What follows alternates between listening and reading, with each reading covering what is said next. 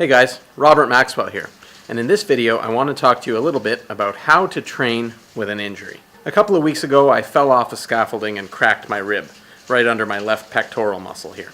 It's taken me a while to slowly ease back into getting back to the gym, and this is the first day that I'm going to attempt a chest workout that's going to include bench press, because obviously with a cracked rib, bench press is going to put the most stress around that injured area. Sometimes injuries mean you can't train at all for a while, and that's been the case for my chest exercise with this broken rib.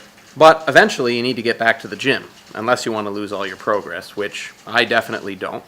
So in this video I'll be showing you my approach to dealing with training when you still have a bit of an injury, which in this case I still do. When I take deep breaths or move in a certain way, there's still a little bit of pain in that rib. That doesn't necessarily mean that I should still be out of the gym, because the longer I go without exercising, the weaker I'll become.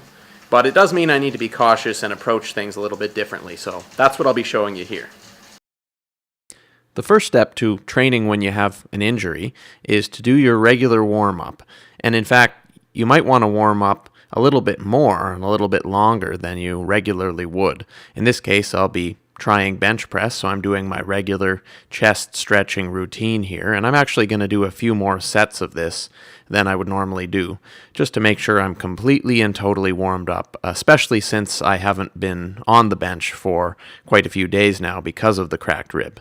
Doing your warm-up is your first stage of pain evaluation to try to gauge where you are in the healing process.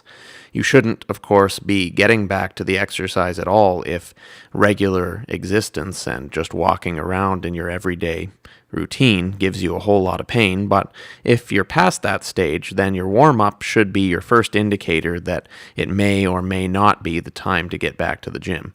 If you feel some serious pain when warming up and doing your normal stretching, it's probably a good sign that you're not quite ready to be pumping iron yet. But in this case, as I do my regular chest stretching routine, I'm not feeling any serious pain, so I'm going to move on to the next stage, which is warming up with the bench and the barbell. Normally when I warm up, I start with the empty bar and do 15 or 20 reps, and I'm doing that as usual here, but this time I'm being a little slower and more careful and more deliberate with these weightless reps. And I'm gauging and feeling what my body is doing in the injured area.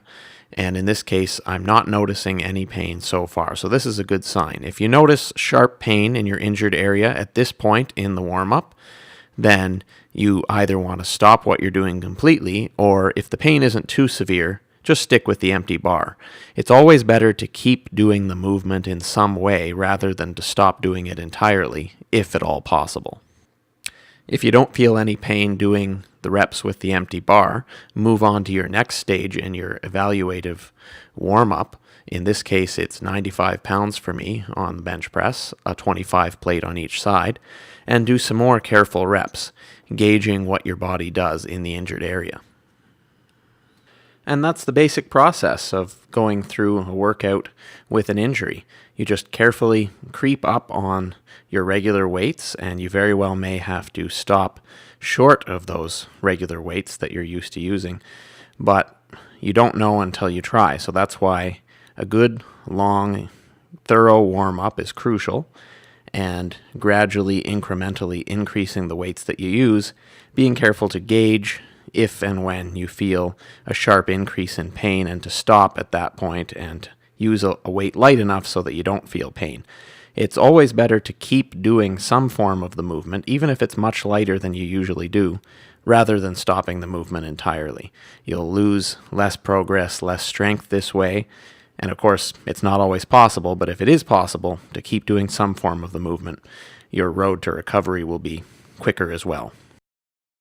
So there you have it. How to exercise when you've got an injury that may not be fully recovered yet. In this case, I'm showing you how to do this with the bench press, but this can apply to any other exercise. Train carefully, stay strong, and thanks for watching.